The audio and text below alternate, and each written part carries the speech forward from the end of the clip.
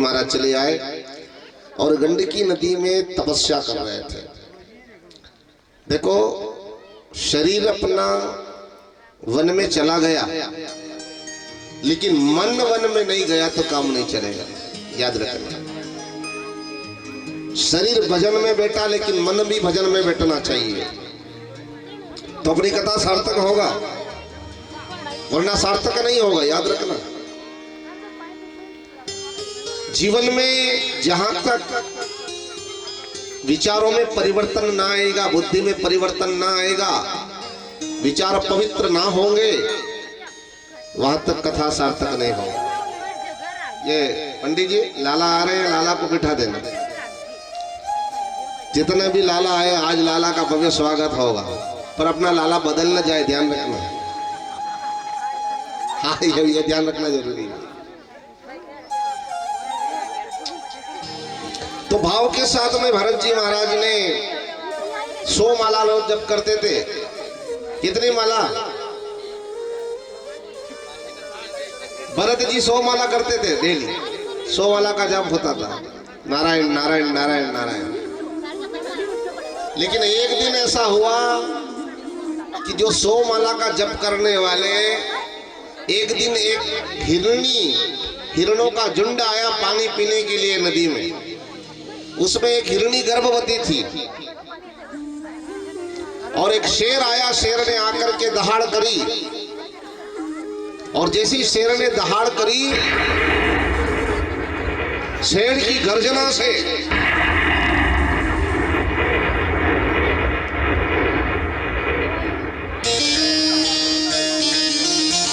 जो हिरणियां पानी पी रही थी, हिरणियां जो पानी का मर्गियां जो पानी पी रही थी,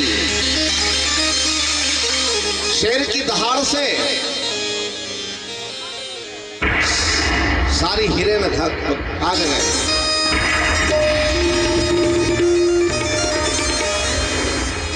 लेकिन वो जो गर्भवती जो हिरणी थी ना, मृगी, वो बेचारी कैसे भागे?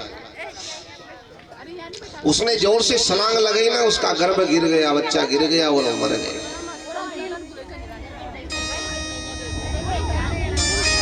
पेट पर बच्चा लेटा हुआ है, ध्यान देंगे, पेट पर बच्चा लेटा हुआ है, मां मर गई। महाराज भरत राम राम राम राम कर रहे थे, माला जप रहे थे, और महाराज भरत की निगाह गई तो महाराज भरत ने आकर के उस बच्चे को उठा लिया। ये यहां से मेरा और तेरा शुरू होता है, समझ में आ गई ना बात? ये मेरा है, ये यहां से शुरू हुआ। जो राजा राजपाट छोड़ करके आए थे, वो राजा उस बच्चे में मोह हो गया, ममता बढ़ गई, और ममता बढ़ गई। हाय बेटा, हाय मेरा बच्चा भूखा ना रह जाए, प्यासा ना रह जाए, बच्चे को तकलीफ ना आ जाए, कष्ट ना आ जाए। तो जो 100 माला का जाप रोज करते थे, वो धीरे धीरे 50 पे आ गए, और 50 का माला का करते करते 25 पे आ गए, और अब तो 5 माला पे आ गया, क्योंकि मोह हो गया। ये मोह ऐसा ही है, जब आदमी का मोह बढ़ जाता है, ममता बढ़ जाती है, तो सब कुछ भूल जाता है भाई। ममता बहुत खराब है। और अब तो रोज 1 माला पे आ गया, 1 माला जप, और कभी 1 माला होए तो होए, नहीं तो नहीं होए। क्या नागर साहब, मोह बढ़ गया है, ये मोह ऐसा ही है। श्री राजा, आपका भक्तों का प्रेम हमारा और आपका जो स्नेह बढ़ जाएगा ना, तो आखिरी दिन जब कथा पूर्ण होगा तो आपको मालूम पड़ेगा कि वियोग क्या होता है। हमको भी पता चलता है कि नबी 7 दिन इतने दिन आनंदमय रहे, और सबका स्नेह रहा, सबका प्रेम रहा, और जब बिछड़ते हैं तो क्या होता है अपन जानते हैं, कहने की जरूरत नहीं। ऐसा भाव से व्यवस्था की गई। भरत जी महाराज, मेरा बेटा मेरा बेटा मेरा बेटा मेरा बेटा, मोह बढ़ गया। उसके बिना भोजन ना करे, उसके बिना पानी ना पिए, वो कहीं चला जाए तो घबरा जाए, अरे मेरा बेटा। ये भरत जी की कथा मत समझना, ये कथा आप और हमारी है, आपकी अपनी कथा है। अपन यही कर रहे हैं, भरत जैसा ही अपना हाल है।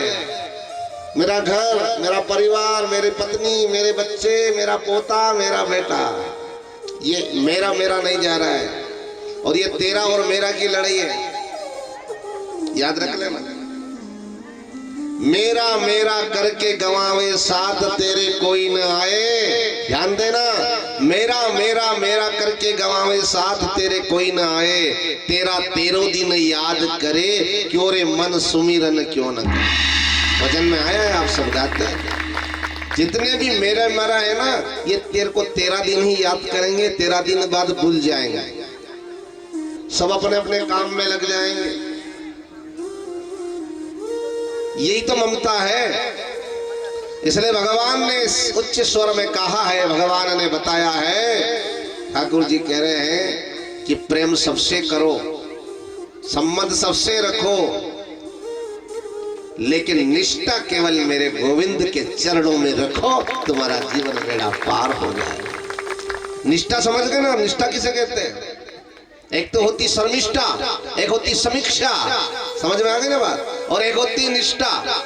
निष्ठा का मतलब यह है कि जो स्त्री होती है, स्त्री ससुराल जाती है, ध्यान देना, सबसे प्रेम करती है, देवर से वो प्रेम, जेठ से भी वो प्रेम, ससुर से भी वो प्रेम, सबसे प्रेम, सास से भी वो प्रेम, लेकिन पूरा जब समर्पण रहता है, निष्ठा जो होती है वो केवल पति के चरणों में रहती है, वो है निष्ठा। इसलिए प्रेम सबसे करो, मानो सबको, किसी का अपमान मत करो भाई, सबको मानना है, सबका सम्मान करना है, सबकी इज्जत करना है, किसी का अपमान मत करना, लेकिन निष्ठा एक केवल मेरे गोविंद से लगा दो। संबंध जोड़ना है, गोविंद से जोड़ लो, तुम्हारा बेड़ा पार हो जाए।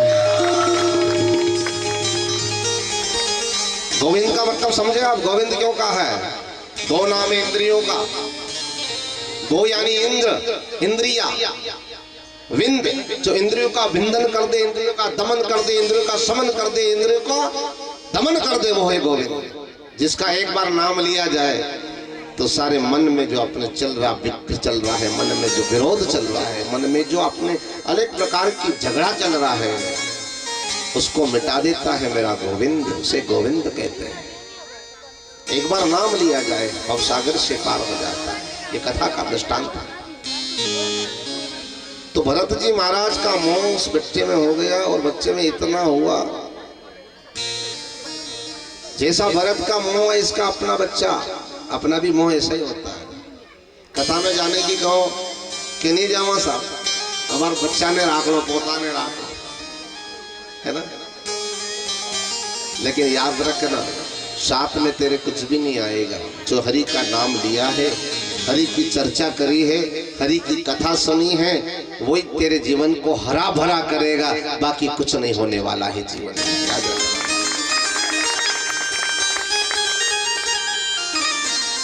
अब भरत जी की दशा देखना, जो दशा भरत की है वो दशा अपनी भी है।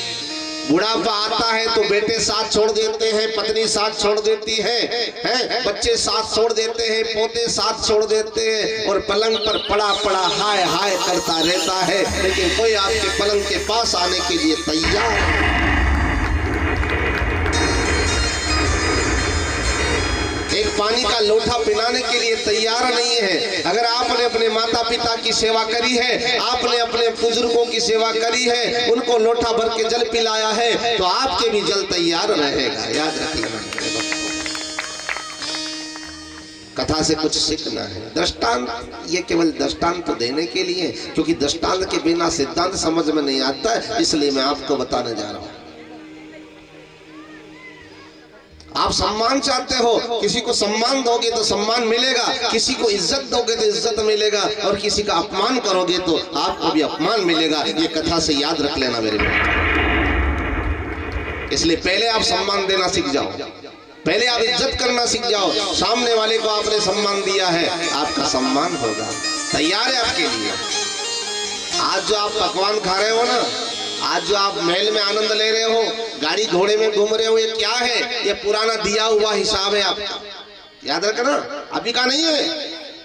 पहले दिया है तो आज गाड़ी में घूम रहे हो, आज बंगले में आनंद ले रहे हो, आज बड़ा कारोबार बढ़ गया है, ये आज का नहीं है। कभी ये विचार भी मत कर लेना, अभिमान भी मत कर लेना कि मेरे पास इतना कारोबार है, संपत्ति नहीं है, आज का नहीं है।